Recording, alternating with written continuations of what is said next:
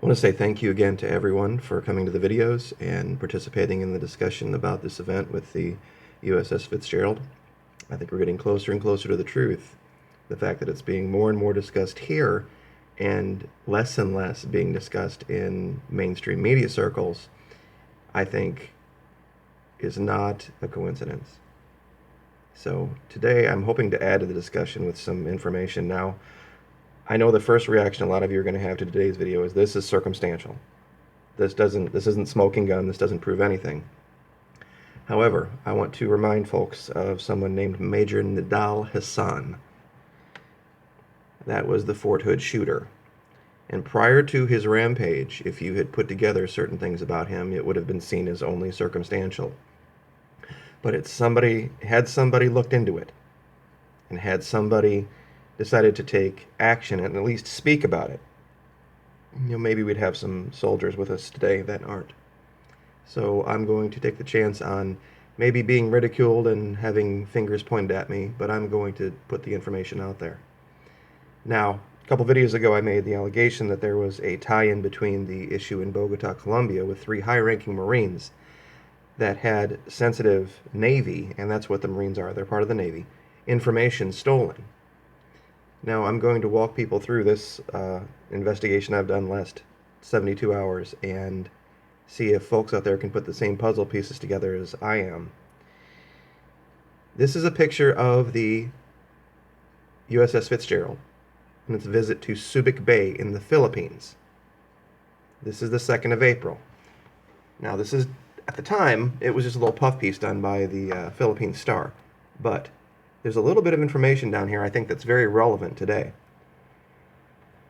This was when it was part of the strike group with the Vinson, and they did the show of force over in Korea, but they have a bigger mission over here.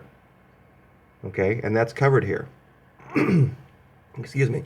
Since February, USS Carl Vinson has been conducting freedom of navigation operations in the South China Sea, particularly near Panatag Shoal, an atoll located off Zambales, which is in the Philippines, which is now under de facto control of China. The visiting warship is part of the destroyer squadron of the USS Ronald Reagan Carrier Strike Group 5 assigned to the U.S. Pacific Fleet and permanently forward deployed to the U.S. 7th. Okay, the ship's crew will use the stop to conduct some minor repairs with assistance of Philippine companies, the U.S. Embassy said. So, 2 April, we have the ship in port in Manila, in Subic Bay, in the Philippines, and it has boots of Philippine civilians on board. Okay, we know that now to be a fact. It added that the U.S. and Philippines continue to build upon their 70-year history of partnership through defense cooperation, port visits, and military training activities.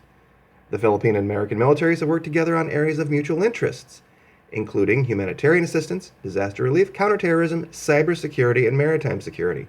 So, we have and can now demonstrate this tie with the U.S. military, the Philippine military, and Philippine company civilians being aboard this ship 10 weeks ago. Now, this by itself, not a smoking gun. I agree. Okay, you can't say that, that these people that went on board did anything other than their job. But, given that the mission of this ship, the U.S. Navy has been maintaining its heavy presence in the South China Sea to police the contested waters in the wake of reports that China is planning to put up a monitoring station at Panatag Shoal, also known as Scarborough Shoal, and we'll cover that here in a minute. Aside from being inside the Philippines' 200 nautical mile exclusive economic zone, Panatag Shoal is a red line of the U.S.'s military and economic interests as the area is strategic to civilian and military navigation and overflights in the South China Sea and the Pacific. This was the mission of the USS Fitzgerald. This is what it was there to do. Okay? So, be a pain in the ass to China, basically, long and the short, of its role over there. Now, we have that in mind. Here it is, in Bay, with Filipinos aboard, updated 2 April 2017, and that's when this happened, 2 April. Okay, the issue with the Marines in Bogota. Okay, this is the Miami Herald. This is the report. Okay, this happened in February.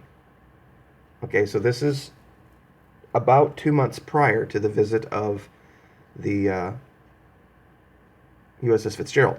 Now, in this story, I know people are like, what do the two have to do each other? They're half a world away. Stay with me, folks. Stay with me.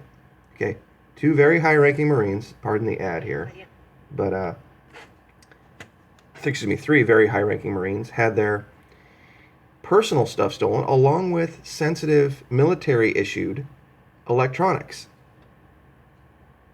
And you had Lieutenant Colonel Roger McDuffie, you had Major Andrew L. Mueller, and you also had Major Mauricio Saenz, S-A-E-N-Z. I want you to remember that name.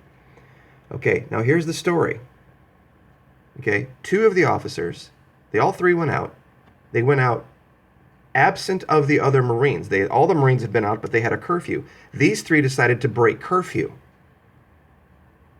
Okay, and go into areas that they were not even allowed to be in at any time. And they went into a very, very dicey bar and picked up 4 women and went back to the hotel room. Now, here's where things get weird. 2 of the officers, the colonel, Roger McDuffie, and Andrew L. Mueller, were drugged and robbed. And let me see if I can get to it, because I don't want to misquote this. Okay, and they had been briefed on the use of this drug scopolamine to incapacitate and rob their victims. McDuffie was the senior officer on the trip for the Colombian Staff Planners Working Group starting January 31st. They met Colombian counterparts to plan for a meeting to map out future U.S. Marine-Colombia relations. The colonel and 2 majors wound up in the hospital on 4 February rather than catching a flight home with the others. The larger group of Marines started their nights with drinks at the home of the Marine attaché assigned to the U.S. Embassy. They moved on to the ugly American Bar and Grill, and then to hit Colombian Pub. The other Marines peeled off and headed back to their hotel like they were supposed to. But the trio picked up 4 local women and moved on, looking in but then rejecting 2 suspected strip clubs before ending up at a bar called Baracoa in the Galerias area, in a section of Bogota that is off-limits to Marines. Somewhere along the way, according to the report, 2 of the men were slipped benzodiazepine, probably in their drinks, and all 3 drank aguardiente, a highly intoxicating Colombian liquor, before returning to their hotel room with the 4 women. Now, I know, folks, stay with me here. Subsequently, someone stole Mueller's work laptop and iPhone 6, as well as McDuffie's iPhone 6, all government-issued equipment. Mueller's personal iPad and iPhone were also stolen, the report said, as well as McDuffie's personal iPhone, iPod, and cash. Okay, now the only 2 that were robbed were McDuffie and Mueller. Okay? It is impossible to know at what point Colonel McDuffie and Major Mueller were poisoned by their companions or when the drugs took effect. It is indisputable, however, that Colonel McDuffie and Major Mueller placed themselves in a situation that directly resulted in being drugged, robbed, hospitalized, and the loss of U.S. government property. Now, that this isn't a bigger story, okay, I think is very, very indicative of what might be going on behind the scenes. The effects of this drug were magnified by a combination with the consumption of alcohol over an almost 11-hour period. Now, look at this face, very close, folks. We're going to be seeing him again in the future. Mauricio Saenz, certified Lean Six Sigma practitioner. Process improvement is my passion. United States Marine Corps, Miami, Florida. Now, I know a lot of people think Saenz is a Spanish name, but it is also a Filipino name. Okay, remember that. It is a Filipino name. Filipino by descent. Now, like I said, by itself, not a smoking gun. But listen to this. Saenz apparently never blacked out and wasn't drugged, according to the report, but he joined the other 2 as they associated with women other than their spouses throughout the night, to include imbibing for a prolonged period of time, dancing with the women in public, and being with them privately in their hotel rooms. This conduct is prejudicial to good order and discipline and constitutes conduct becoming an officer. So, we have 3 guys that go out. The 3 of them completely ignore regulations, ignore the protocol for the shore leave or whatever was going on. 2 of them end up in their hotel room, drugged and robbed of all of their personal equipment, but this guy gets out scot-free. Not drugged, not robbed. And he's Filipino, and I dare anybody to try to find this guy online, given what he's been accused of. So, by itself, you're right. We have a Filipino that was involved in the loss of highly classified and sensitive naval-related materials in February. And we have our destroyer with Filipinos aboard it on the 2nd of April. 2 months later, Filipino civilians aboard it in Manila. Now, we also know that the entire crew of the ship that hit it was Filipino. Now, we also have this group called the New People's Army that operates inside the Philippines. Now, let me read you a little bit about this group. The NPA collects revolutionary taxes, mostly from businesses in the areas where it operates. The Communist Party of the Philippines refers to the NPA as the tax enforcement agency of the People's Revolutionary Government. Okay. There have been reports of the Chinese government shipping arms to the NPA. Due to this, the NPA have an unknown number of Type 56 assault rifles. The NPA has also received support from North Korea, as well as former members from the defunct Communist Party of Malaya. So, New People's Army operates in the Philippines. They are friends of the Chinese. The New People's Army doesn't like at all one bit the Philippine military. They go back and forth all the time.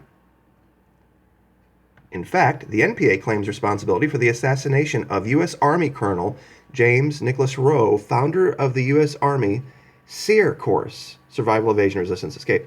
In 1989, Colonel Rowe was part of a military assistance program to the Philippine Army. The NPA insists that this made him a legitimate military target. So, we have people inside the Philippines that are anti-U.S. military. Okay, now, let's go to the ACX Crystal. Okay, the ACX Crystal is ported in the Philippines. This was its home base. This is where it sailed out of. And, folks, look at this track. This is the track of the ACX Crystal. This is the container ship. You're telling me this is normal? You're telling me this is how container ships on autopilot at 1:30 in the morning react and act. I mean, the allegation is down here that, supposedly it hit something here, veered off course, got back on course.